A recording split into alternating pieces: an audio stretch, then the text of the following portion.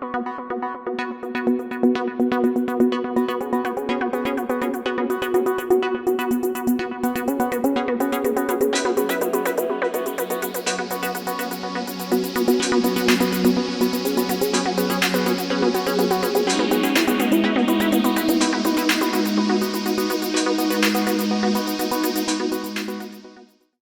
to 5TN. This is your host, Dr. Selim Salai. I love sharing technology news with my friends in Africa. And I want to give you very interesting news around the world about technology. Iowa, which is a state in the United States, tried to use an app for an election. And frankly speaking, it was a disaster. The Iowa Democratic Party blamed the debacle on a coding issue. This is a news by Kristen House back in February. So last Monday, Democrats gathered at more than 1,600 sites in Iowa to pledge their support for the various candidates for the United States presidency, marking the first major contest of the 2020 primary season.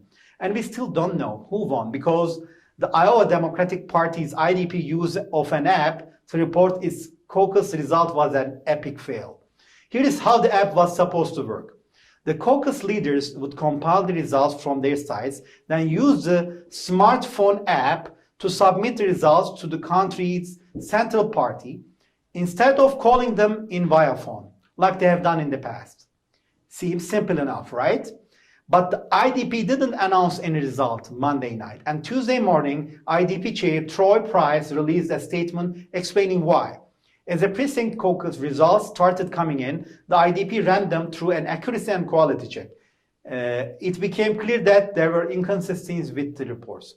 While some party members began manually compiling the results, the IDP launched an investigation into the inconsistencies. Why are these inconsistencies happening? So then Mr. Price mentioned that as part of their investigation, they were able to determine with certainty that the underlying data collected via the app was sound. And then the app was recording data accurately. It was reporting out only partial data. And they have determined that this was due to a coding issue in the reporting system. And this issue was identified and fixed.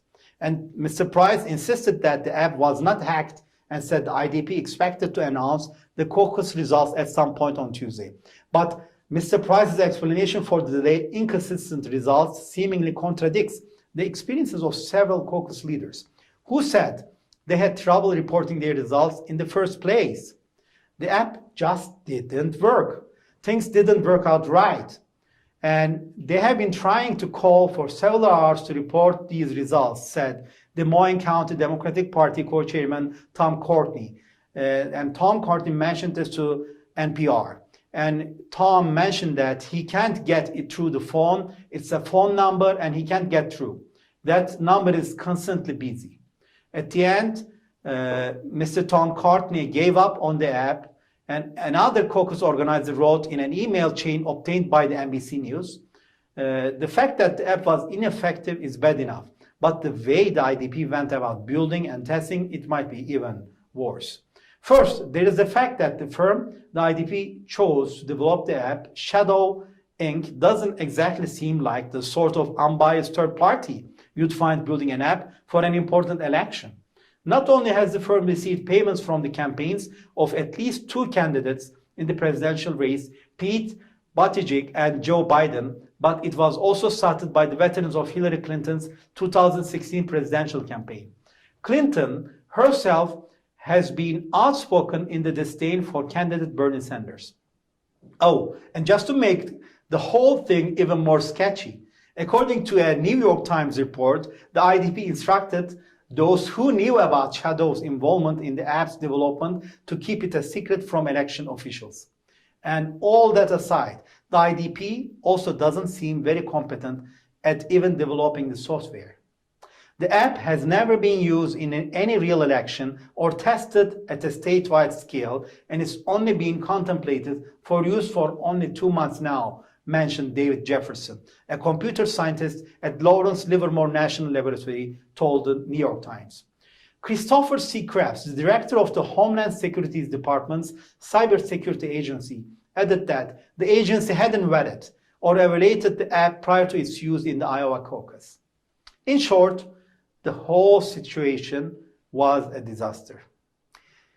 So if there's a lesson for my colleagues and friends in Africa to be learned from it, it might be best summed up by a statement by Alex Halderman, a professor of computer science at the University of Michigan, made to the New York Times. Mr. Halderman said that this is an urgent reminder of why online voting is not ready for prime time. To read more about this, you can check NPR. Iowa Democratic Party blames coding issue in app reporting system for results. Or you can also look into the deepfakes, and the new law makes it illegal to distribute political deepfakes on politics. I want to thank you, and this is a very important point, that technology can make our life sometimes very good, but sometimes it actually creates huge problem in moving things forward. My second news is about 5G. Who knows 5G?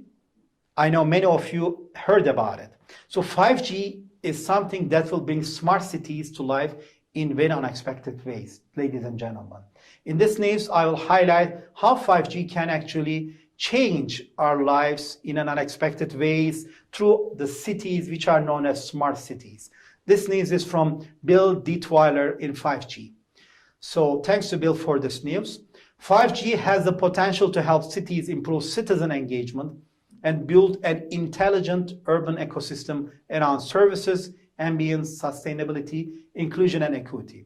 5G has been a hot topic for many years, but 2020 will be the year we began to see 5G come to consumer devices at scale and become a force for digital transformation in the enterprise. These next-generation mobile networks will push toward the evolution of technologies like autonomous vehicles, IoT, which is the Internet of Things, edge computing, data analytics, and smart cities. There was an actual interview with Bettina Tratz-Ryan, the VP analyst with Gartner, and Bettina Tratz-Ryan mentions that 5G will affect smart city technology and change how cities engage with residents and visitors. And Bill Detweiler was mentioning to Bettina that before they start talking about the 5G and smart cities, Bill asked Bettina the definition of the term smart cities. And Bettina Tratz-Ryan gave a very nice answer. This is really an important question because smart city in its essence really means a much more technology and data-driven definition in a way that local governments or urban districts have been implementing smart traffic lighting or smart technology. So if you look into smart cities today, many of the smart city leaders today want to actually create an environment that is actually engaging with its citizens with a greater ecosystem around services, ambience, sustainability, even inclusion and equity. The smart city definition of today for many cities actually goes beyond technology and encompasses the service experience. That's becoming important when we talk about 5G. So the IoT is very important, and really encompassing the service as an experience is very important when we look at 5G. So one of the things about 5G is that it provides hopefully higher bandwidth. It provides a greater connectivity to build upon, and being able to collect more data and being able to do more data analytics. And he was asking Bettina, how do you see 5G affecting smart cities in general in the near term? Think of 1 to 3 years, if at all. Bettina Tratz-Ryan's answer was also very nice, given that they look into the smart city experience from the way as users, citizens, industries are actually experience the environment. 5G from a bandwidth, from a processing perspective becomes important when there is a lot of data and analytics that needs to be processed and transferred at the experience level. If you look today, a lot of services, parking meters, lighting systems, they just don't need the high bandwidth. They may need it in the future when there is an autonomous systems on cars, sensors connecting to connected cars and smart buildings. But right now, quite honestly, in the next 1 to 3 years, it will be hard pressed to find a good service model that actually would require 5G. So Bill had another question. What about beyond the 3 to 5 year time frame? What are the technologies that cities are looking at really would benefit from the higher bandwidth that we can get with a technology like 5G? So Bettina Tress Ryan's answer was, there is an interesting trend that we see developing. And when you look into smart city, you actually got she wants to call it intelligent urban ecosystem. They started to look into not just government engagement with citizens, but also all the private sector stakeholders, like the vehicle manufacturers, the real estate development, and the construction companies, the lifestyle and leisure companies, and tourism. So if you start to connect to a smartphone all of these data streams and experiences together, you may be looking a semi-autonomous car to look for the right parking close to the museum for an elderly person that doesn't speak the language. So you see how that process comes together. Then 5G might as well be a very good venue to actually allow that technology and that process to apply a very good service experience for that elderly person. There are cities that, from a location perspective, in a smart streets or smart districts, are starting to develop strategies to a smart post. For instance, where you have multiple sensors for security, sustainability, air quality, then also crowd management, parking, waste management, and so on. If you connect these together and you create a location bucket, then you will actually have the requirement for the high bandwidth and maybe on-the-edge computing. And cities like Toronto, with the Google Sidewalk, as you all know, or labs, or in London with the data store, or in Istanbul, there are cities that are considering it. So, as you know, the autonomous car has been becoming very important. And also in Turkey, Turkey has actually advertised its own autonomous car, which was a big buzz.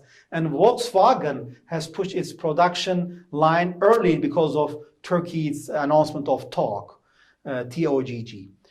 Well, this was a pleasant surprise. Turkey, who has been dreaming about creating their own car to compete globally for over 60 years, finally unveiled their Türkiye'nin Otomobili Girişim Grubu car, or simply TOG. And in this video, we're gonna have a look at the car itself, the TOG. They released one sedan and one SUV. We're gonna talk about the specs of it. They have some really cool technology in this brand new car, but we're also, of course, going to talk about what's most important, and that is the design of the car. So let's jump in and let's watch the release video of this car together.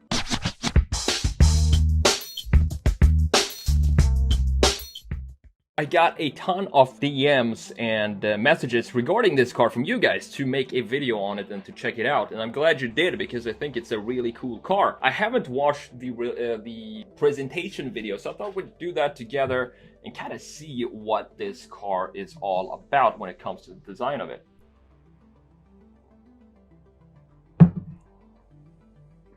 First impressions now when I see it, it looks a bit like a Cadillac in the front. Maybe that has a lot to do with the LEDs, but that's the first impressions that I get when I see the front view.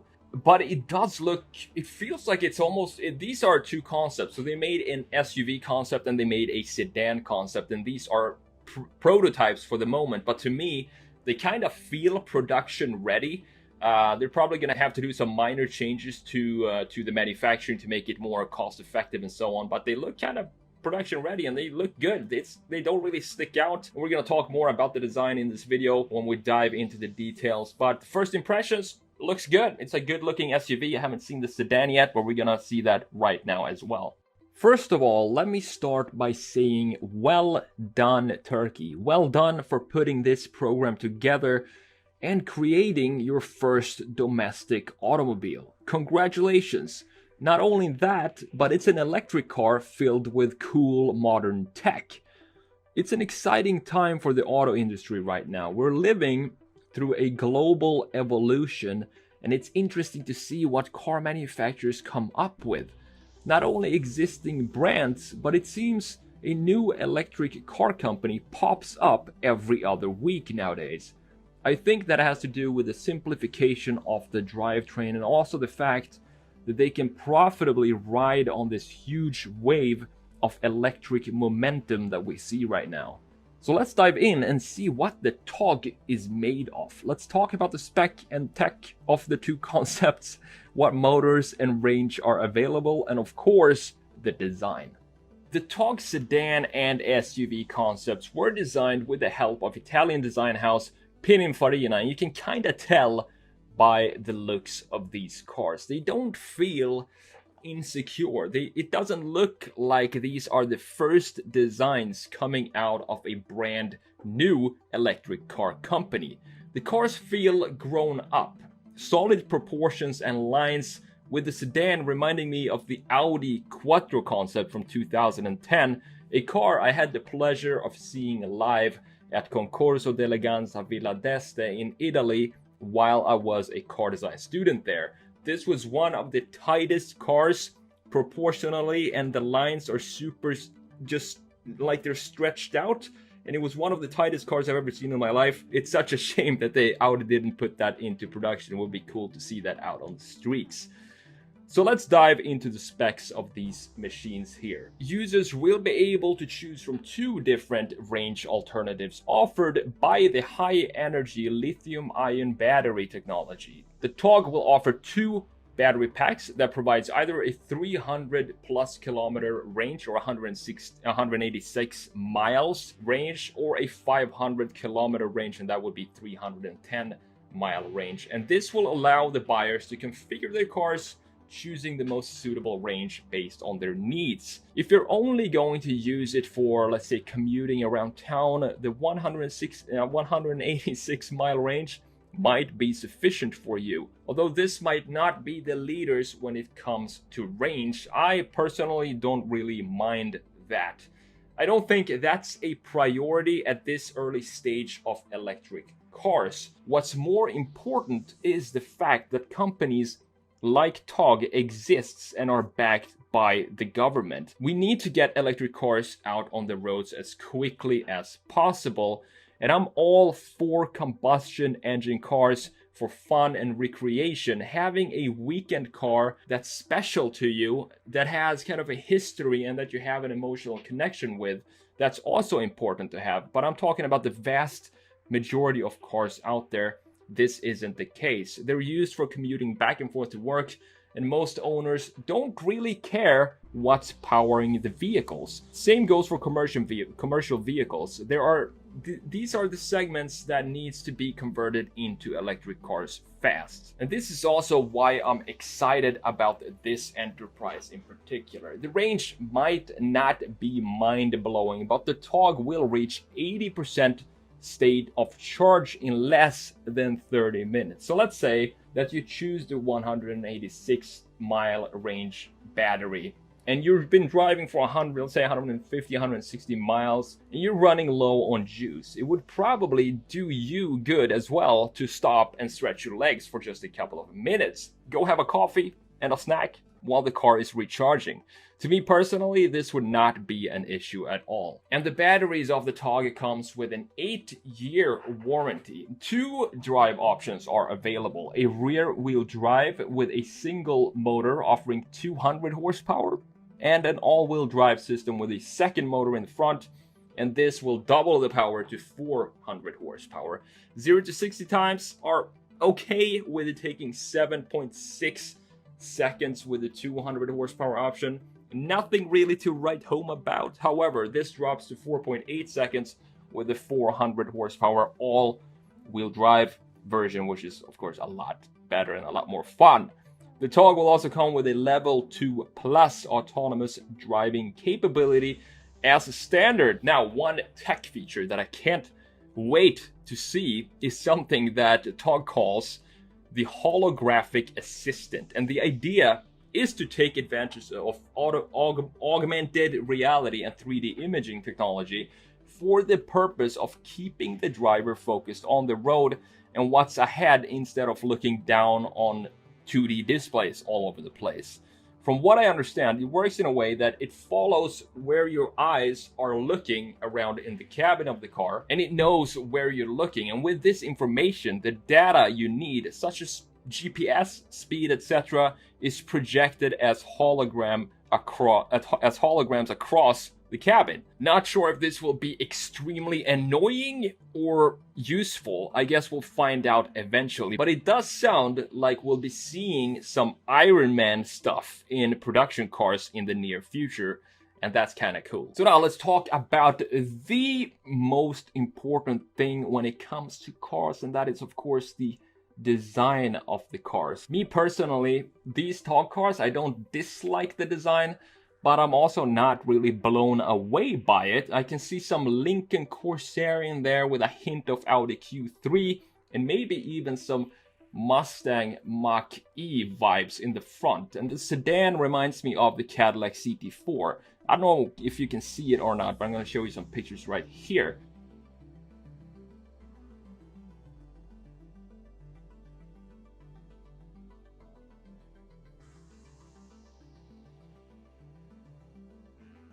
And this isn't necessarily a bad thing. You see, when a brand new car company launches a car, it has absolutely nothing to look back on. No history and no design identity. They're starting fresh with a clean blank canvas, and this results in taking inspiration from a bunch of different brands. This is totally fine and understandable.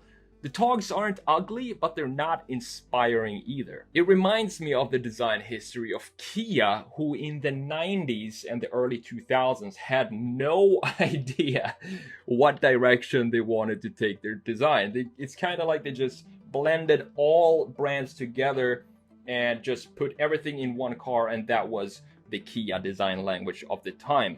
It was only recently that Kia found some sort of identity, and this is what I think will happen to the Tog as well. For now, what's important is to get these cars into production.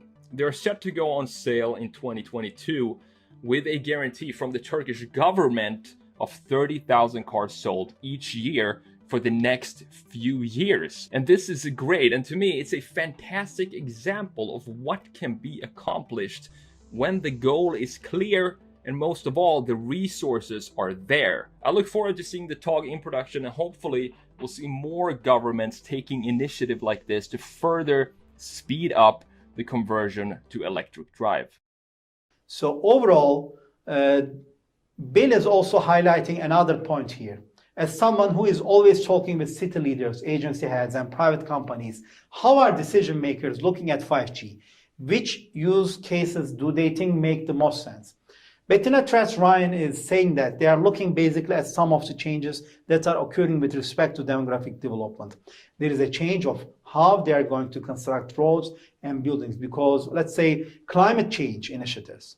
Buildings become much more engaged with entities, with authorities or a Google map to connect maybe the window settings or shade settings for windows in the building.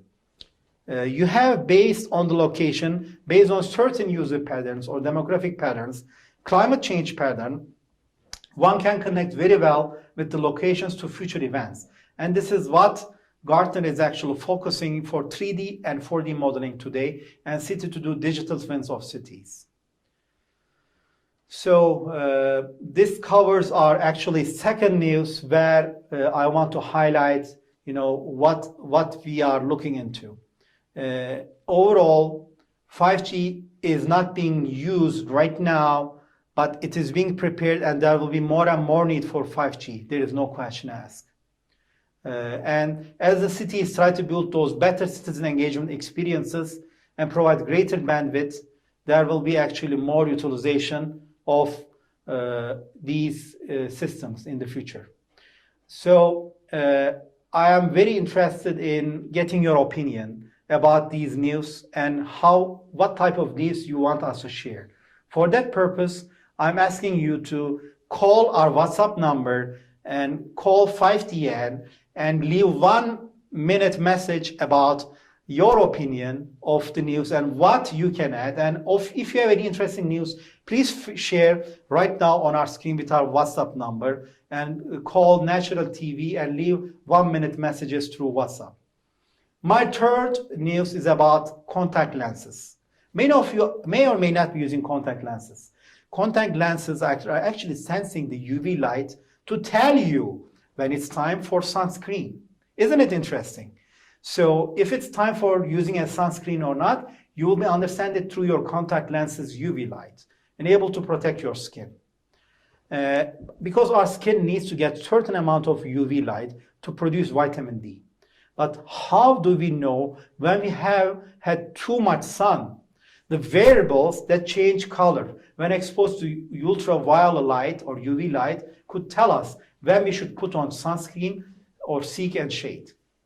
Actually, a very nice gentleman, Ali Yetişen, at the Technical University of Munich in Germany, and his colleagues created the variables using liquid dyes that are sensitive to two types of UV radiation. Congratulations, Ali, from the University of Munich in Germany.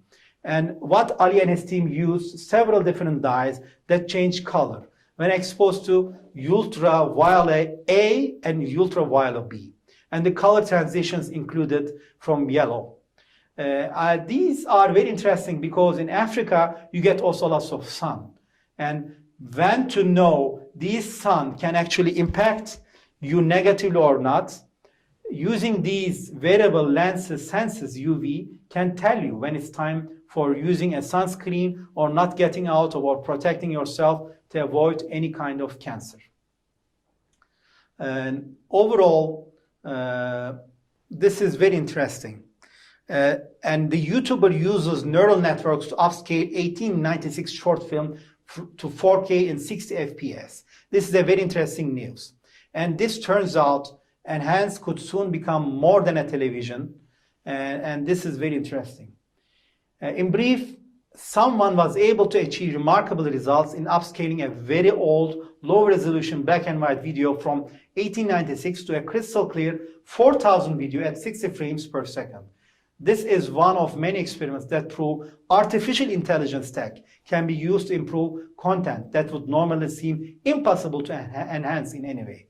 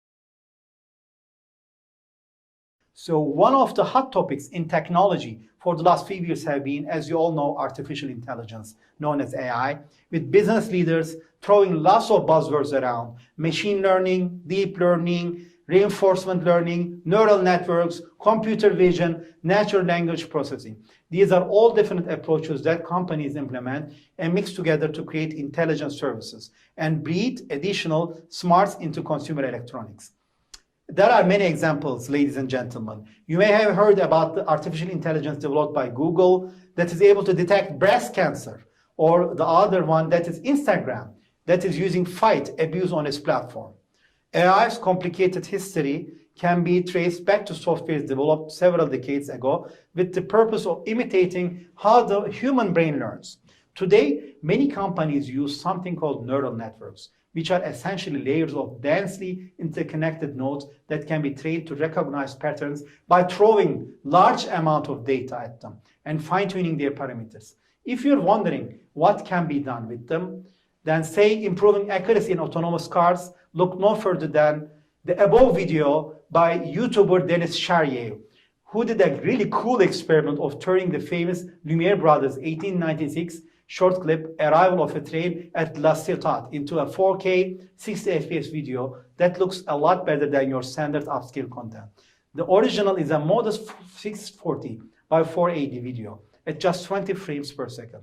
and is the first example of a number of common cinematic techniques, not to mention one of the earliest attempts at 3D film. As you can see, it's not exactly impressive by today's standards. So Dennis used a mix of neural networks from gigapixel artificial intelligence and a technique called depth-aware video frame interpolation to not only upscale the resolution of the video, but also increase its frame rate to something that looks a lot smoother than the human eye. So as pointed out by many readers, this upscaled video shown that you just watched did not use the original film as the source, but an already upscaled digitalized version of the same film that had been created. Here is also a defaultified version of the video that adds color. So there is a myth that people who had the privilege of watching it in theaters at the same time were startled with the sight and fast. And this Dennis showcase clearly shows that there are ways using artificial intelligence, and this can be trained, and we are able to fill in the information in an image using patterns and structures from a larger pool to make it very successful. Thank you very much. This covers our current technology news. I wish a wonderful day in Africa, wherever you are. Hope, peace, blessings, and love be always with you. I'm your host, Dr. Yavuz Selim Sılay. See you in our next 5 Technology News. Take care.